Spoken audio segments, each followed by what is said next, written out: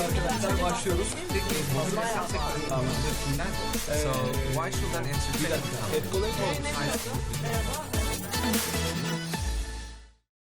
Evet, Volkan Biçer'le bir kahvesiz sohbete hoş geldiniz. Bugün Çağla'yla beraberiz. Tabii ki mevcut durumlardan ötürü uzak yerlerden konuşuyoruz ama herkes buna alıştı. O çok net.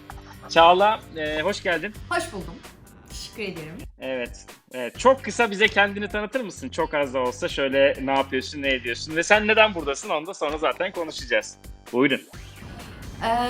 Oyuncu menajeriyim iş olarak. Evet. 17. yılımı doldurdum Nisan ayı itibariyle. 18. yıl içerisindeyim. Aslen de Ankara Üniversitesi Matematik Bölümü mezunuyum. Kısaca bu kadar. Süper. Süper. Sevdiği işi yapanlardansın diyebilir miyiz? Evet, o anlamda Güzel. şanslı olanlardanım. Benim de en sevdiğim hikaye. Gerçekten çok güzel. Süper. Aynı zamanda kendi şirketin var bu alanda. Yani menajerliği yaptığınız. İsmi Blacklist. Evet, 2011 yılından beri Blacklist şirketi ortağı, iki kişiyiz. Bir de ortağım var, evet. Şu anda şey diyebiliriz değil mi? Yani aslında şu anda izlediğimiz birçok dizide ki cast, yani aslında oyuncuları oraya bulan, doğru casting'i yapan firmada sizsiniz. Öyle diyebiliriz. Yani buradaki göreviniz bu değil mi? Öyle diyebilir miyiz? Aynen, yani biz aslında genel anlatmak gerekirse bünyemizde oyuncularımız var. Bir proje hazırlandığında, bu bir dizi, reklam ya da sinema sektörü için olabilir. Hazırlandığında onlara uygun oyuncuyu vermek için çalıştığımız bir iş kolumuz var. Aynı zamanda hem menajerlik şirketiyken bir taraftan da cast direktörlüğü yapıyoruz. Sohbetimiz içerisinde Anladım. bunların birbirlerine ne demek olduğunu biraz daha detaylandırırım. Peki, ya bir örnek verelim. Hani herkesin de anlaması için. Mesela şu anda Mucize Doktor filminde oyuncularınız var değil mi? Bayağı hit bir dizi. Orada mesela oyuncularınız var. Evet, orada şu anda bir tane oyuncum var. Kim? Doktor Ferman karakteri Onur Tuna. Peki Çağla'cığım, kuzen doğmamın sebebiyle soruyorum. Doktor Ferman'ı niye ben oynamadım? Çünkü sen başka Neden bir iş ben? başka bir iş yapıyorsun Volkan.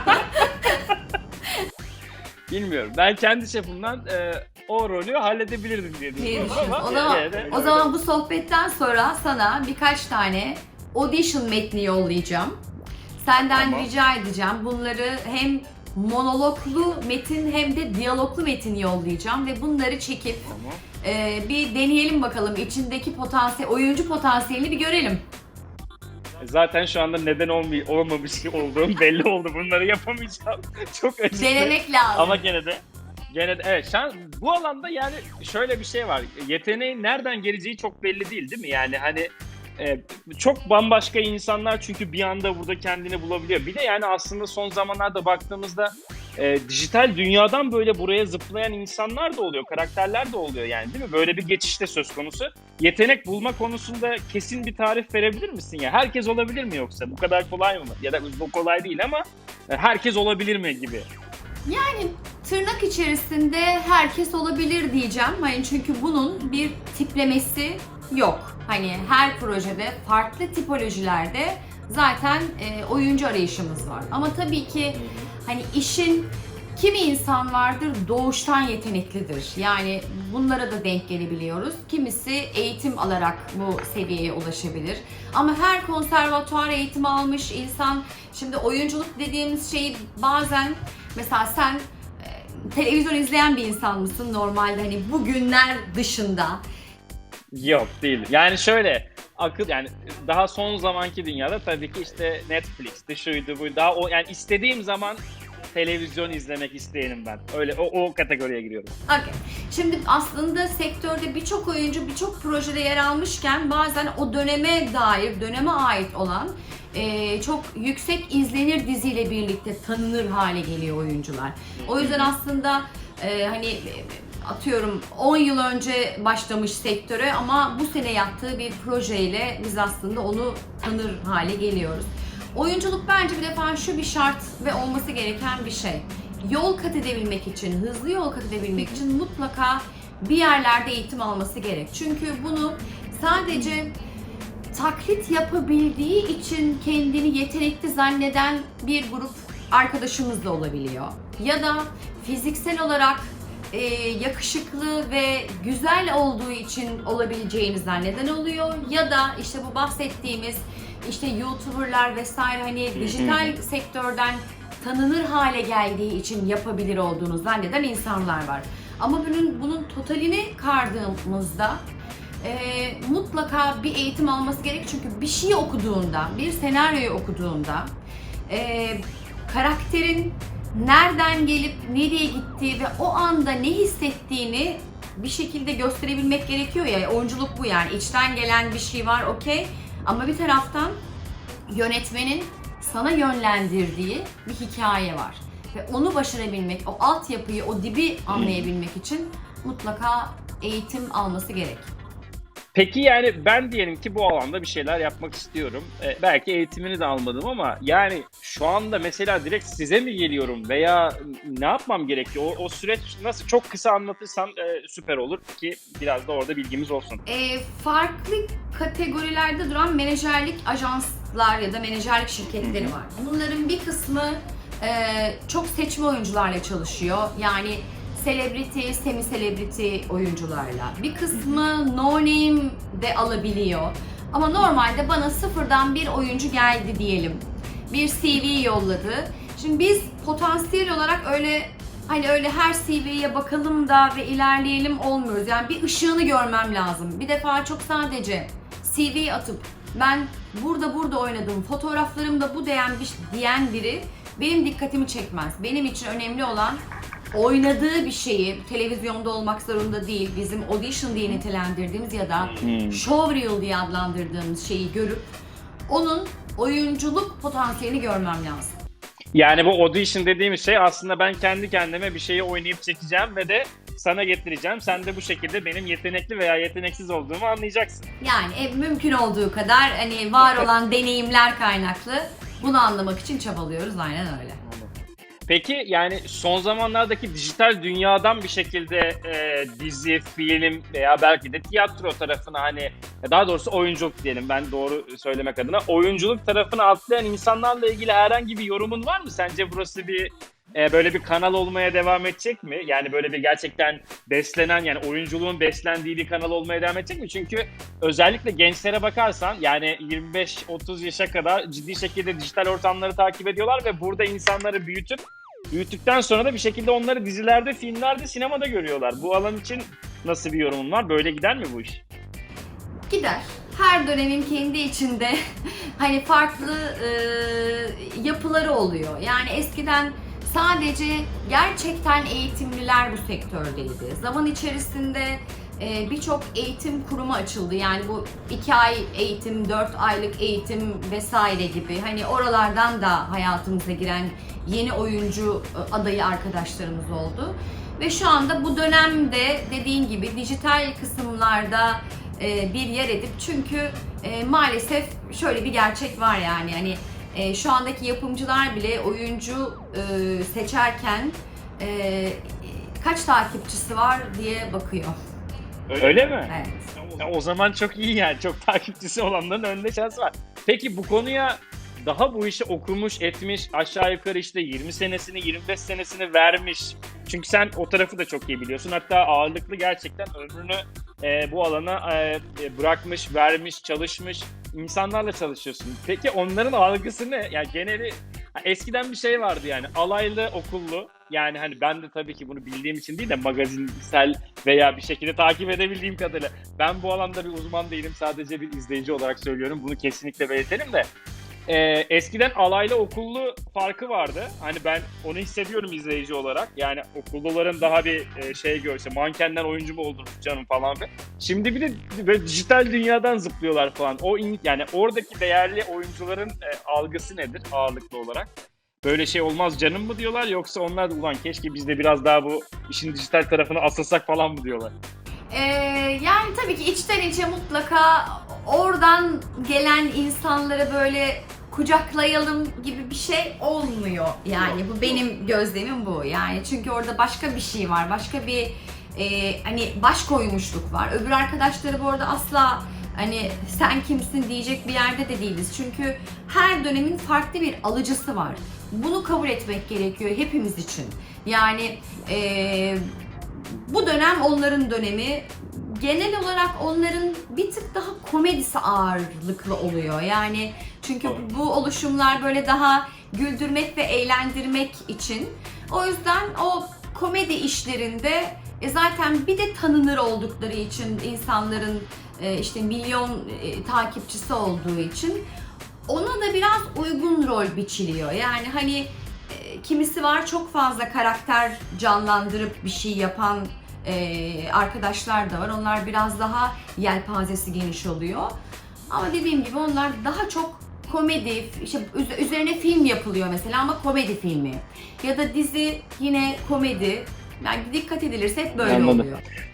Peki yani böyle 2000'li yıllara göre yani o süreçten beri burada bayağı emek sarf ettin sen de. Yani sektörde uzun zamandır varsın. O zaman şu soruyu da sorayım. 2000'li yıllarda mesela ünlü olmak daha mı kolaydı? Şimdi mi daha kolay? O zaman mı daha zordu? Şimdi mi daha zor? O iki dönem hani şöyle söyleyelim. Böyle 2000 ile 2010 arası değil. 2000 ile 2015 arası ve biraz daha son 5-6 yıla baktığında nasıl bir durum var? Hangisi şu anda mı kolay sence ünlü olmak yoksa eskiden mi daha kolaydı? Yani daha doğrusu iyi proje yapıp, ünlü olmaktan kastım iyi proje yapıp herkesin bildiği bir insan olmak. Şimdi herkesin bildiği bir insan olmak, bu arada hiçbirini kolay bulmuyorum. Yani çünkü hani orada da bir sürü seçenek var. O seçeneklerin hani bir sürü internette bir şey yapmak için çabalayan çok insan var. Onlardan da bir kısmı bizim bildiğimiz hale geliyor. O yüzden orayı da hiç küçümsemiyorum. Onlar da başka bir çabada. Ama biraz daha kolaylaştı ama ünlü olmak kelimesiyle söylüyorum bunu. Yoksa iyi oyuncu olmak olarak adlandıramayız. Ama ünlü olmak yani hani bir tane bir şeyin haberi çıkıyor. Yani bu magazinsel bir haberle de ünlü olabiliyorsun. O yüzden hani oyunculukla tam denk getiremiyorum ama eskiye göre şu anda ünlü olmak daha kolay. Daha kolay. Aslında o zaman şey de diyebiliriz yani eskinin daha bir değeri de yüksek. Peki bu işin içindesin. Her insan içinde olduğu işte şunu da düşünüyor yani. Tabii çok farklı bir sektör. Sizde bir dizinin çekilmesinde yönetmeninden kameramanına ne bileyim o işin organizasyonunu yapanlardan kas tarafına bir sürü alan var. Ama tabii ki en güzeli kameranın önünde olmak değil mi yani böyle bir. Peki sen bu kadar işin içindesin yani 20 senedir 18 senedir buradasın. Sen hiç düşünmedin mi hiç peki bir şeyler yap? Neden? Hiç bana göre değil. Yani biz şu anda bu çekimi yapıyoruz diye bile işte 3-4 gün önce buna karar verdik. Hani şu saate böyle kalp atışıyla bekledim. Hani kamera önü hiç benlik bir şey değil Volkan. Yani ilk senelerde yani bu sektörde daha sonra ilk senelerde bile değil. Bu sektörde hiç yokken ben özel bir hastanede halkla ilişkiler sorumlusuydum. Ve o hastanede Mahallenin Muhtarları dizisi çekiliyordu. Orada arkadaşım bana bir doktor rolü var sana oynatalım mı dedi. İlk o zaman oynamıştım bir şey. İnanılmaz heyecanlıydı. Özür dilerim. Mahallenin Muhtarları değil Koçum Benim dizisi. Ve inanılmaz bir şeydi benim için ve bu arada hiç izlemedim kendimi, hiç görmedim bile o çekim yapılmış bölümü. Sonra geçen sene 2 tane sinema filminde böyle küçümen hiç diyaloğumun olmadığı hani o projede olmak için olduğum, birinde montajda kesildiğim ama öbüründe kendimi gördüğüm çekim oldu ama çok heyecanlanıyorum. Yani aslında yani o zaman yani gerçekten de büyük yetenek yani kamera önünde bambaşka bir insan formatına geçip bir anda şey oldu. Peki yani şunu soracağım bir de o kamera önüne geçmek yani tekrar bağlarsak kamera önüne geçmek için oyuncular ne kadar zaman harcıyor yani o repliklerle o işte metinlerle falan çok ben hep merak ediyorum yani iyi oyuncu diye yani böyle adam hani al abi metin bu hop bir saate baba tamam hemen geçelim falan mı yoksa böyle gerçekten ne bileyim saatlerce falan mı? Her cins oyuncu var. Kimisine inanamazsın. Yani burada böyle veriyorsun metni. Böyle yapıyor. Hazırım. Ha. Yani anladın mı? Acayip bir yetenek. Yani ezber konusu kimisinde inanılmaz bir şey. Hiç onun önemi yok yani. Tabii hikaye zaten ezberi ne kadar zamanda yaptığından çok duyguya giriş hali bizde kıymetli. Bence bu arada ben hani kendimi düşünüyorum. Ben ezber konusunda misal kulağımı kapamalıyım, düşünmeliyim, tekrar etmeliyim. Mesela ezberi çok hani kolay bir insan değilim. Anladım. Ben duyguyu daha hızlı verebilirim. Ama hani oyunculukta böyle bir yetenek var. Bakıyor ve hazırım diyor. Ya muhtemelen bizim senelerdir gördüğümüz ve aşina olduğumuz, gönlümüzde taht kuran isimlere de bakarsak herhalde onların birçoğu bakıp tamam deyip 2 dakika içinde hani o psikolojiye de giriyor vesaire falan filan, öyle bir şey olabilir yani. Peki yani bu işin... Ya söyle, devam et. Zaten bu anlamda çok zaman kaybettiren oyuncu zaman içerisinde elenir. Anladım. Okey. Peki bu işin ekonomik yönüne de geçersek, yani piyasa, yani tabii içinde olduğumuz dönem biraz farklı. Yani bu işten ben para kazanmak da istiyorum diyenleri de düşünelim, oyuncu olmak istiyorumu da düşünelim. Baktığın zaman burada işin ekonomisi, bütün bu krizlerle bunları ölçmek de zor aslında, bunu da biliyorum. Yani hep bir iniş çıkış, özellikle Türkiye'de zaten yani kriz, her gün kriz halindeyiz ama ekonomisi büyüyor mu? Yani bu işin tabii ki daha ekonomik tarafından doğru yere doğru oyuncuyu koyup bunun da bir ekonomisi var. Size de kazandırdığı var, sektöre kazandırdığı var. Yani sektörün ekonomisi büyüyor mu? Aynı mı? Küçülüyor mu? Dijital de giriyor işin içine. Etkiliyor mu? Ekonomisi hakkında ne düşünüyorsun? Şimdi bunun tabii ki farklı yerleri var. Kanal, yapımcı, oyuncu, menajer. Eğer çok böyle düz ayırırsak. Bizden yana tarafı söyleyeyim. Bizde gittikçe küçülüyor. Çünkü Geçmiş olsun. aynen. Yani şöyle, biz bu sene 3. yazımız olarak bir kriz sektörü olarak bir krizdeyiz. Yani geçmiş zamanlarda hep şu cümle vardı. Türkiye bir kriz yaşadığında, ekonomik kriz yaşadığında insanlar eve girer, eve girdikleri için dizi sektörü coşardı. Ama bu sene 3. yazımızı yaşayacağız. Biz de bu krizin içindeyiz. Bunu tabii ki reklam verenden başlıyor bizdeki kriz. Yani reklam veren televizyona reklam vermezse... Tabii. Zincir. Zincir yani. Aynen öyle, gibi. Ve dolayısıyla hani her bu bir şey olduğunda, şimdi korona eklendi ama her sene ve her dönem bir şey eklenerek gittikçe daraldığımız bir yere ulaşıyoruz ki son dönemlerde genel olarak yapımcıların Türkiye pazarından çok beklentisi yurt dışı pazarından kazancı. Anladım. Yani burada üretip yurt dışına satıp para kazanmak mı istiyorlar? Aynen öyle. Yani buradaki kazancı belki kayıp bile oluyor. Yani kanal bir proje için kaseti 5 liraya alıyor ama o aslında 7 lira harcıyor o kaset için. Anladım. Ama o diyor ki ben burada bunu böyle yapayım ama yurt dışında nasıl olsa gelecek. Peki hangi ülkeler en çok seviyor Türkiye'deki dizileri? Orta Doğu'dur herhalde en başta, değil mi? Ya da bilmiyorum.